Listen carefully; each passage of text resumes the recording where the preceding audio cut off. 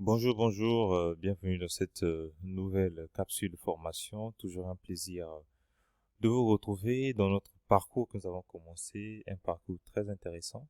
Et aujourd'hui, nous allons voir un nouveau concept qui relève juste du bon sens. C'est le concept de premium et de discount. Alors, nous avons abordé plusieurs concepts tout au long de ce petit parcours que nous avons commencé. Et entre autres, nous avons abordé la tendance.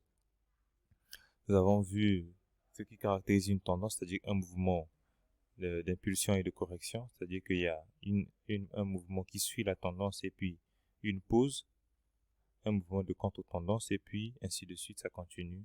Nous avons vu les tendances haussières, les tendances baissières, nous avons insisté sur le point de contrôle et ainsi de suite. Et il y a une chose qu'on a dite, c'est que lorsque nous sommes dans un mouvement de tendance, par exemple une tendance haussière, ce que nous allons privilégier, c'est de trader dans le sens de la tendance dominante, c'est-à-dire les impulsions. Ce qui s'explique simplement, si par exemple je suis dans une tendance haussière, ce que je vais faire, c'est que je vais trader dans le sens de la tendance, c'est-à-dire les impulsions, attendre la fin des corrections pour pouvoir trader encore les impulsions, attendre la fin de cette correction pour pouvoir reprendre les impulsions. D'accord? Pourquoi? Parce que dans un mouvement qui est dans une tendance claire, c'est-à-dire que par exemple une tendance haussière ou une tendance baissière, les mouvements d'impulsion sont plus lents que les mouvements de correction. Il y a plus de jus dans le mouvement de correction. Pourquoi? Parce que simplement, il y a plus de jus dans les mouvements d'impulsion parce que simplement, c'est une bataille entre, si on est dans le cas d'une tendance haussière, c'est une bataille entre les acheteurs et les vendeurs. Et lorsque le marché monte, ça veut dire que les acheteurs sont plus nombreux que les vendeurs. Donc, il est judicieux que les mouvements dans le sens de la hausse ou les mouvements d'impulsion haussière vont être plus importants.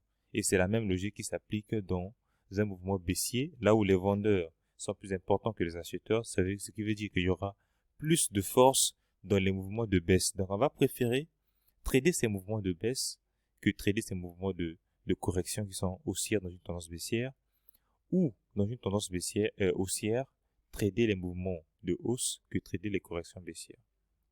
Alors, quand j'ai dit ça,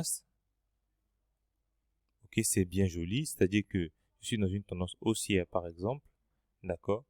Tout ce que j'ai à faire, ok, c'est trader l'impulsion. Quand je vois que la correction est entamée, je vais attendre jusqu'à ce que la correction finisse, ok, puis faire un point bas, d'accord, un point bas ici, et puis je rentre justement ici pour profiter de ce long mouvement. D'accord, c'est tout beau, c'est joli, mais la question qu'on se pose, c'est que à quel moment on sait si la correction est terminée? C'est ça. On dit non, attendons la fin de la correction, d'accord? Comment on sait que la correction est finie?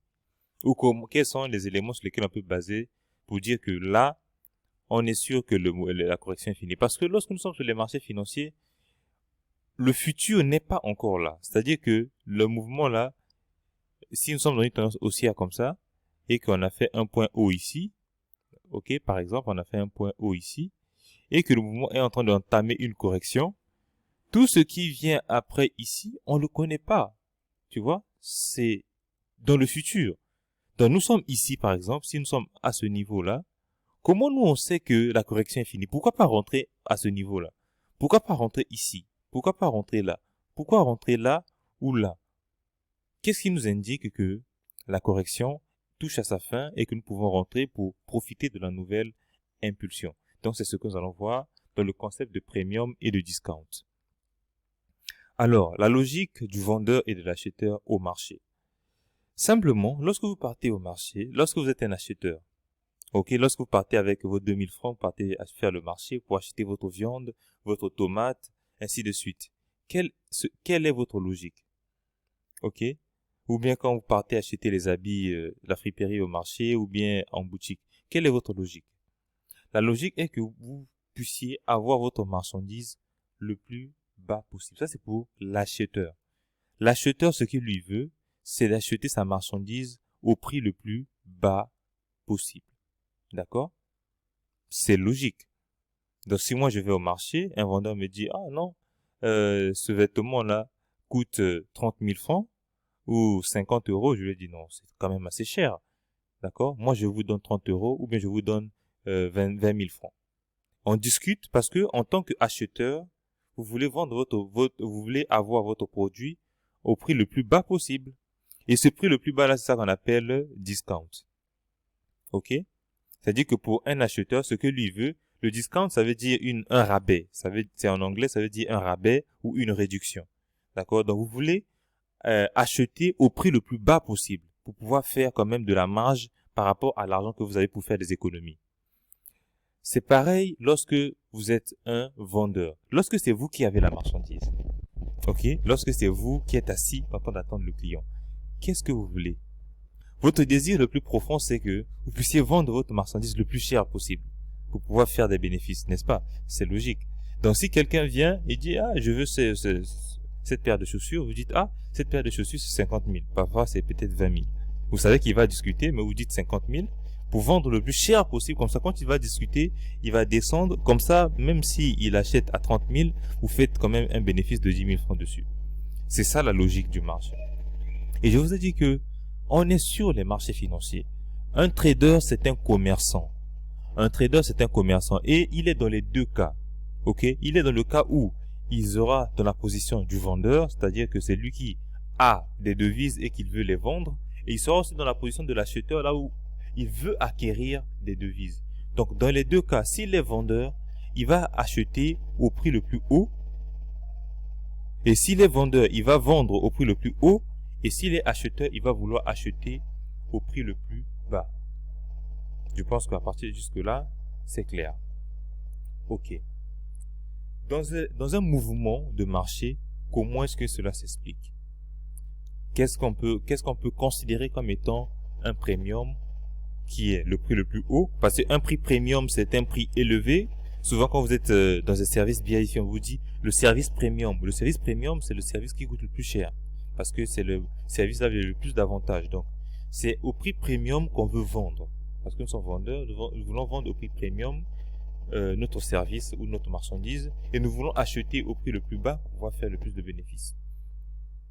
Lorsque nous sommes sur les marchés financiers, par exemple, si vous prenez le petit tableau, le petit schéma que j'ai fait ici, nous avons, rappelez-vous, les mouvements de correction et les mouvements d'impulsion.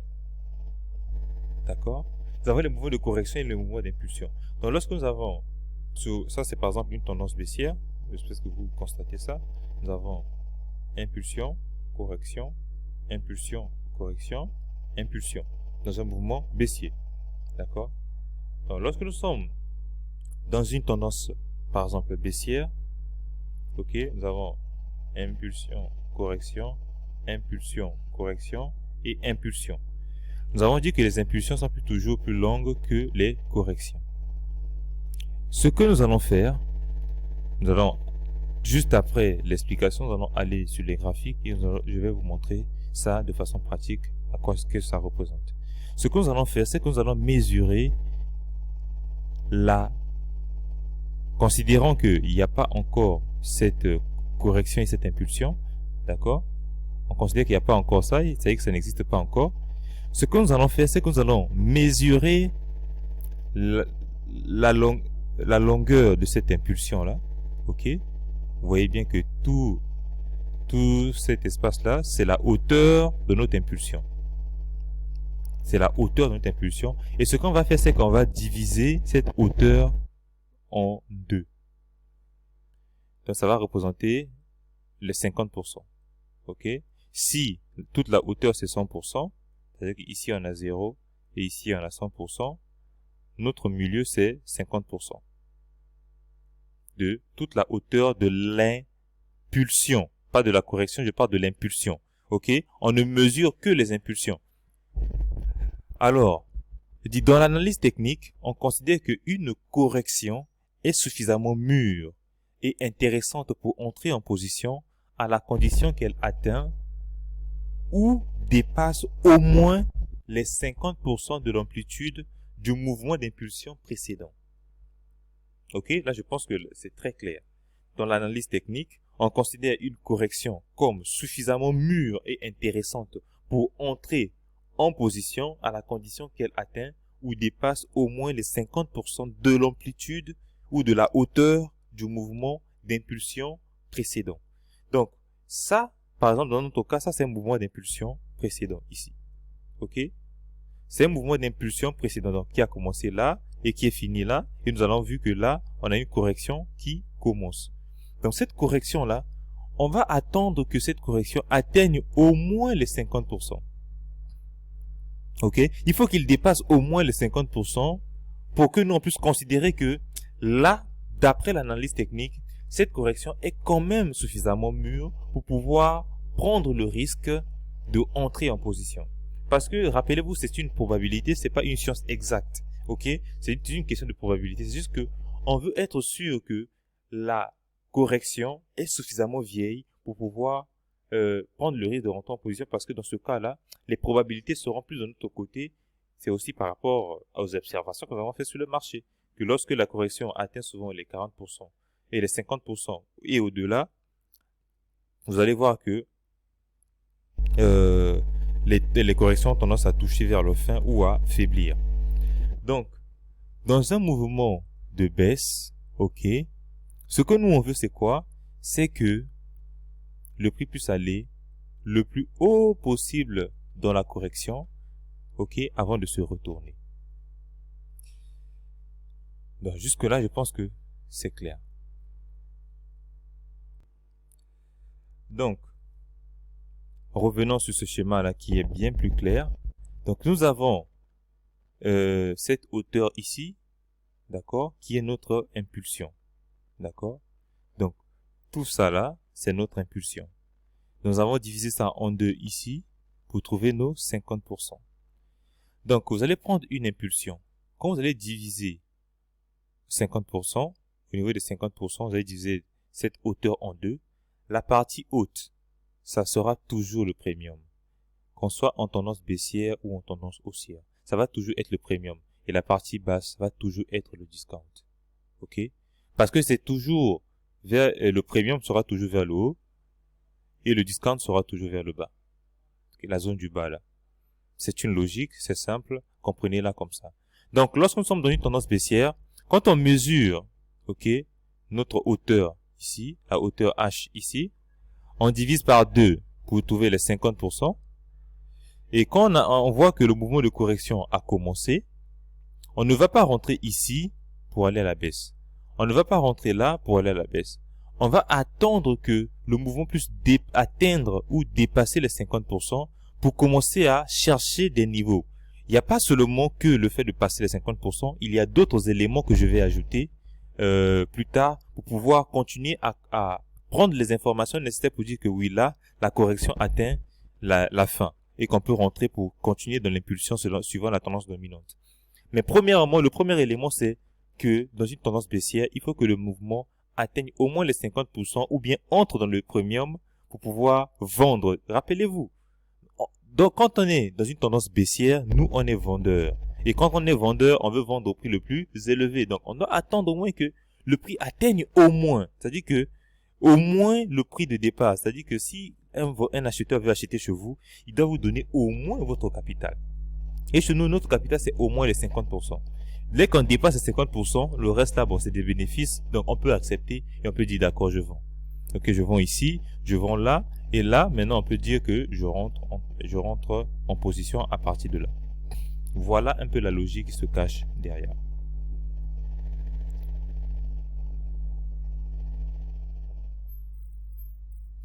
Donc là, c'est dans la pratique, comment est-ce que ça se passe.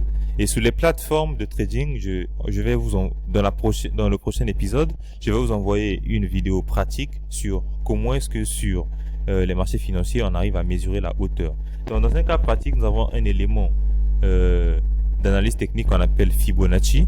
Ok, on appelle ça retracement de Fibonacci. Et ça nous permet de mesurer la hauteur des impulsions. Vous voyez que j'ai mis Fibonacci ici, ça m'a tracé 100%, ça m'a tracé 61%, ça m'a tracé 50%, 38%, 0,2 et ici on est à 0. Donc j'ai mesuré la hauteur là j'ai mis mes 50% ici et vous avez vu que le mouvement est venu au